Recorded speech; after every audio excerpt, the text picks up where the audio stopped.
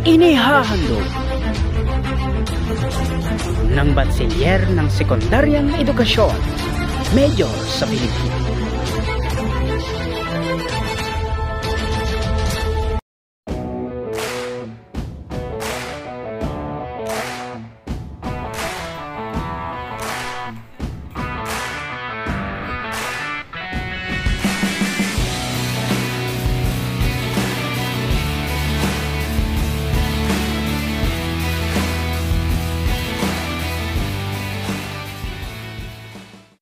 Ikaw at ako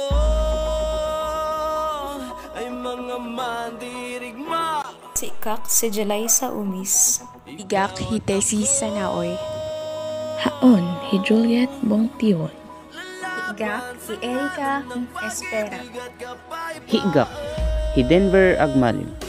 Higak hi Princess Malas.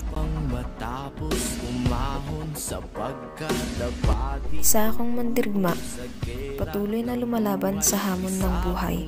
Kahit anumang pagsubok na dumarating sa aking buhay ay aking kakayanin. Matupad ko lang ang aking pangarap bilang isang guro sa hinaharap. Ako'y isang mandirigma, lalaban para sa pangarap na inasam-asam.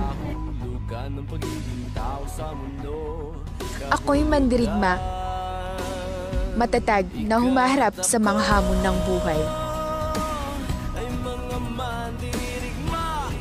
Ako ay mandirigma, may tapang at determinasyon sa aking tungkulin bilang isang mag-aaral na inaasahang sa hinaharap ay magiging tagapagtaguyod ng kaalaman, katuwiran at pag-unlad ng mga mag-aaral.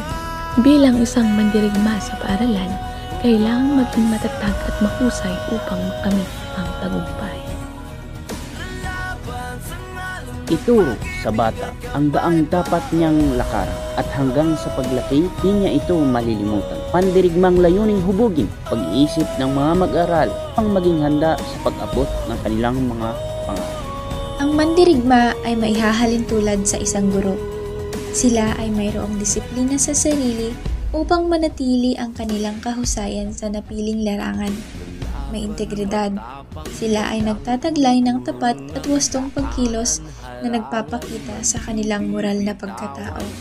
Laging handa sa pagtanggap ng pagbabago upang patuloy na umunlad ang kahandaan na maging mas mahusay at mas matatag. At may pagmamahal sa bayan mula sa paghahatid ng edukasyon sa mga mag-aaral upang makamtan ang kanilang mga pangarap.